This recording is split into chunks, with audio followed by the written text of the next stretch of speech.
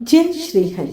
प्रिय भक्तों, जीवन अमृत के इस पावन मंच पर आपका स्नेहिल स्वागत है। आज हम प्रस्तुत कर रहे हैं माघ महात्म कथा अध्याय 3, जहां माघ मास की महिमा और उसके दिव्य फल का विस्तार से वर्णन मिलता है।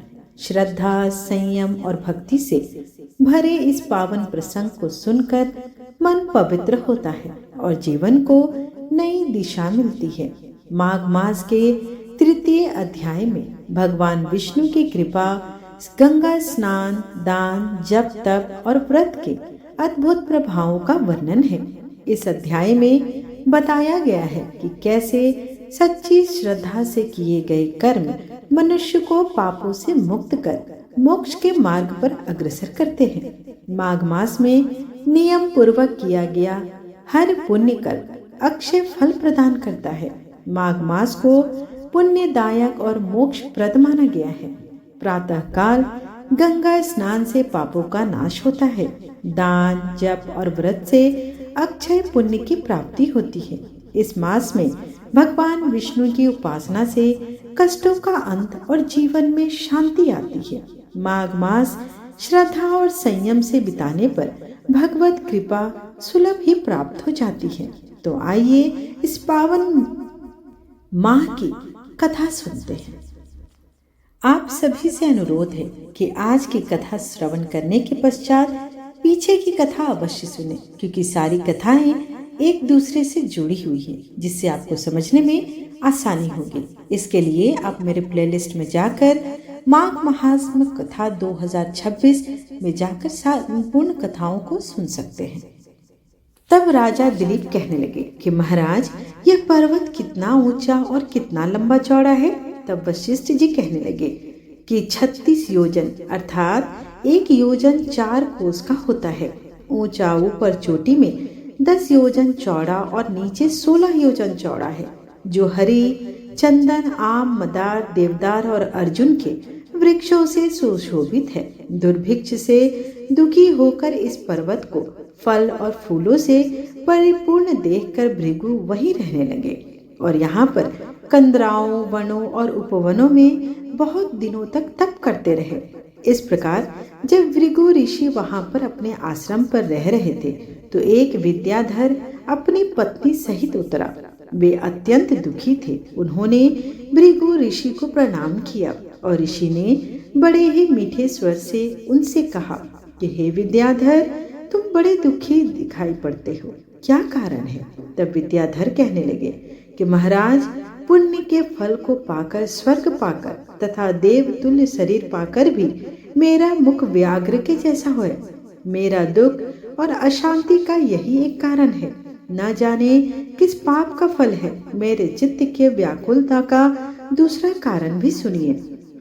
मेरी पत्नी अति रूपवती, मीठा वचन बोलने वाली, नाचने और गाने की कला में अति प्रवीण, शुद्ध चित्त वाली, 7 सुरों वाली, वीणा बजाने वाली, जिसने अपने कंठ से गाकर नारद जी को प्रसन्न किया, नाना स्वरों के नाच से वीणा बजाकर कुबेर को प्रसन्न किया, अनेक प्रकार के नाच ताल से शिव जी महाराज भी अति प्रसन्न और रोमांचित हुए। शील, उदारता, रूप तथा यौवन में स्वर्ग की कोई अप्सरा भी इस जैसी नहीं है। कहाँ ऐसी चंद्रमुखी स्त्री और कहाँ मैं व्याघ्र मुख वाला। यही चिंता सदैव मेरे हृदय को जलाती है। विद्याधर के ऐसे वचन सुनकर तीनों लोकों की भूत, भविष्य और वर्तमान की बात जानने वाले तथा दिव्य दृष्टि वाले ऋषि कहने लगे कि हे विद्याधर, कर्म के विचित्र फलों को प्राप्त होकर ज्ञानी पुरुष भी मोह को प्राप्त हो जाते हैं। मक्खी के पैर जितना विष भी प्राण लेने वाला हो जाता है। छोटे छोटे पापों का फल भी अत्यंत दुखदायी हो जाता है। तुमने माघ मास की एकादशी का व्रत करके द्वादशी न आने तक शरीर में तेल लगाया। इसी पाप कर्म से व्याघ्र हुए।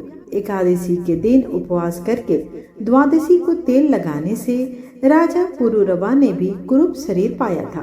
तब वह अपने कुरूप शरीर को देखकर दुखी होकर हिमालय पर्वत पर देव सरोवर के किनारे पर गया। प्रीति पूर्वक शुद्ध स्नान कर कुसा के आसन पर बैठकर भगवान कमल नेत्र शंख चक्र गदा पद्म के धारण करने वाले पीताम्बर पहने वनमाला धारण किए हुए विष्णु जी का चिंतन करते राजा पुरूरवा ने 3 मास तक निराहार रहकर भगवान का चिंतन किया। इस प्रकार 7 जन्मों में प्रसन्न होने वाले भगवान राजा के 3 महीने के तप से ही अति प्रसन्न हो गए और माघ की शुक्ल पक्ष की एकादशी को प्रसन्न होकर भगवान ने अपने शंख के जल से राजा को पवित्र किया। भगवान ने उसके तेल लगाने की बात याद दिलाकर सुंदर देवताओं का सा रूप दिया, जिसको देखकर उर्वशी भी उसको चाहने लगी और राजा कृत्य होकर अपने पुरी को चला गया। भृगु ऋषि कहने लगे कि हे विद्याधर, इसलिए तुम क्यों दुखी होते हो? यदि तुम अपना यह राक्षसी रूप छोड़ना चाहते हो तो मेरा कहना मानकर जल्द ही पापों को नष्ट करने वाली हेमकुट नदी में माघ में स्नान करो, जहाँ पर ऋषि सिद्ध देवता निवास करते हैं। अब मैं इसकी विधि बतलाता हूँ। तुम्हारे भाग्य में माघ मास आज से 5वें दिन ही आने वाला है। पौष शुक्ल एकादशी से इस व्रत को प्रारंभ करो। भूमि पर सोना जितेंद्रिय रहकर दिन में 3 समय स्नान करके महीना भर निराहार रहो। सब भोगों को त्याग कर तीनों समय भगवान विष्णु का पूजन करो। जब तुम द्वादशी को शिव जी स्तोत्र और मंत्रों से पूजन करोगे तो तुम्हारा मुख देखकर सभी चकित हो जाएंगे और तुम अपनी पत्नी के साथ सुखपूर्वक क्रिया कर पाओगे। माघ मास के प्रभाव को जानकर सदा माघ मास में स्नान करो। पाप दरिद्रता से बचने के लिए मनुष्य को सदा यत्न से माघ मास का स्नान करना चाहिए। स्नान करने वाला इस लोक तथा परलोक में सदा सुख पाता है। वशिष्ठ जी कहते हैं कि हे दिलीप, भृगु जी के यह वचन सुनकर वह विद्याधर अपनी स्त्री सहित उसी स्थान पर पर्वत के झरने में माघ का स्नान करता है और उसके प्रभाव से उसका मुख देव सदृश हो गया और वह मणिग्रीव पर्वत पर आनंद से रहने लगे। भृगु जी भी नियम की समाप्ति पर विषयों सहित ईवा नदी के तट पर आ गए और अपने शिष्यों को वहां पुनः बुलाया। इस प्रकार माघ मास महात्मा कथा का 3रा अध्याय यहीं पर समाप्त हुआ। इससे जुड़ी और भी कथाएं हैं, उसका भी हम रसपान करेंगे। माघ मास के दौरान साधक अपनी आध्यात्मिक उन्नति के लिए विशेष साधना करते हैं। यह समय तपस्या और भक्ति के लिए उपयुक्त होता है और साधक विशेष रूप से शिव जी और विष्णु जी के पूजन में ध्यान लगाते हैं। विशेष रूप से माघ की पूर्णिमा पर गंगा स्नान, दान और पूजा अर्चना करने का एक विशेष महत्व है। माघ शुक्ल पक्ष में संक्रांति का पर्व भी आता है, जो सूर्य उत्तरायण होने का संकेत है। इस दिन तिल और गुड़ का दान करने की परंपरा भी है। इसे माघ संक्रांति के नाम से भी जानता है। स्कंद पुराण के रेवा खंड में एक कथा वर्णित है। यह कथा ब्राह्मण शुभ व्रत के कल्याण प्राप्ति की है। माघ स्नान की कथा में उल्लेख में है कि प्राचीन काल में नर्मदा नदी के तट पर सुब्रवर्त नामक ब्राह्मण निवास करते थे। वे सभी वेद शास्त्रों के अच्छे ज्ञाता थे, किंतु उनका स्वभाव धन संग्रह करने का अधिक था। उन्होंने धन तो बहुत एकत्रित किया, वृद्धावस्था के कारण उन्हें अनेक रोगों ने भी घेर लिया। तब उन्हें ज्ञान हुआ कि मैंने पूरा जीवन तो धन कमाने में ही लगा दिया। अब परलोक सुधारना है, पर परलोक सुधारने से पहले अब मैं क्या करूं, और चिंतातुर हो गए। अचानक उन्हें एक श्लोक याद आया जिसमें माघ मास के स्नान की विशेषता बताई गई थी। उन्होंने माघ स्नान का संकल्प लिया और माघे निमग्ना सलीले सुशीते विमुक्त पापास्त्रित्वम प्रयान्ति। इसी श्लोक के आधार पर नर्मदा में स्नान करने लगे। 9 दिनों तक प्रातः नर्मदा में जल स्नान किया और 10वें दिन स्नान के बाद उन्होंने अपना शरीर त्याग दिया। सुब्रवत ने जीवन भर कोई अच्छा कार्य नहीं किया था, लेकिन माघ मास में स्नान करके पश्चाताप करने से उनका मन निर्मल हो गया और माघ मास के स्नान करने से उन्हें स्वर्ग की प्राप्ति हुई।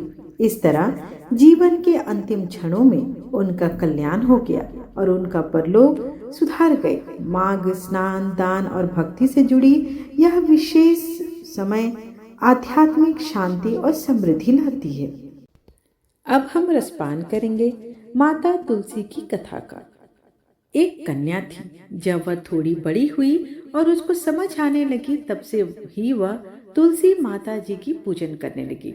उसके प्रतिदिन का वह नियम था कि तुलसी माता जी का पूजन करने के बाद ही वह खाना खाती थी। जब वह कन्या शादी के लायक हुई, तब उसके माता पिता ने उसकी शादी करवा दी। कन्या को उसके माता पिता ने दहेज में भी एक तुलसी का गमला दिया। ससुराल में वह प्रतिदिन सवेरे उठते ही पूजा करती और फिर उसके बाद ही खाना खाने बैठती थी। उसकी 2 जेठानियां थी। वो दोनों उसका मजाक उड़ाती थी कि बड़ी नियम धर्म वाली व्यक्ति है। उन दोनों को उससे बहुत ही ईर्ष्या होती थी, इसलिए वो दोनों तुलसी जी का गमला कहीं छिपा देती थी। वह कन्या बड़ी मुश्किल से गमला को ढूंढ कर लाती, अच्छे से पूजा करती थी और फिर खाना खाने बैठ जाती थी। वह गमला ढूंढ कर लाती तो एक दिन तो उसकी जेठानियों ने क्या किया कि गमला ही कहीं दूर ले जाकर फेंक दिया। कन्या ने खूब ढूंढा पर उसे गमला नहीं मिला। वह बहुत ही परेशान हो गई। उस दिन तो उसने खाना भी नहीं खाया। उसका नियम जो था, उस कन्या की सच्ची भक्ति देखकर तुलसी माता उससे बहुत प्रसन्न हो गई और उसके कमरे में तुलसी माता का गमला प्रकट हो गया। अगले दिन सुबह जब वो उठी तो क्या देखती है कि उसकी खाट के चारों कोनों पर तुलसी माता का गमला आ गया है। यह देखकर वह तो बहुत ही प्रसन्न हो गई। अब मेरी तुलसी माता को कोई चुरा नहीं सकेगा। पूजन करने के लिए भी कहीं और जाना नहीं पड़ेगा और कोई मेरी तुलसी माता को फेंक भी नहीं सकेगा। वह तो जल्दी से उठकर स्नान करती और तुलसी माता की पूजन कर लेती। जब वह खाना खाने बैठी तो उसकी जेठानियां उसका मजाक करने लगी कि लो, देवरानी का नियम धर्म तो पूरा हो गया। उससे पूछती है कि तुलसी जी की पूजा कर ली क्या? देवरानी धीरे से बोलती है, हाँ मैंने कर ली। जेठानियां बोलती है, कहाँ से कर ली पूजा? गमला तो फेंक दिया। देवरानी कहती है, देख लो मेरे कमरे में खाट पर तुलसी जी लग रही हैं। जेठानियां बहुत शर्मिंदा हुई और बोली कि देवरानी, तेरी भक्ति सच्ची है, हमने तुझे बहुत परेशान किया है, हमें माफ कर दो। और देवरानी ने उन्हें माफ कर दिया।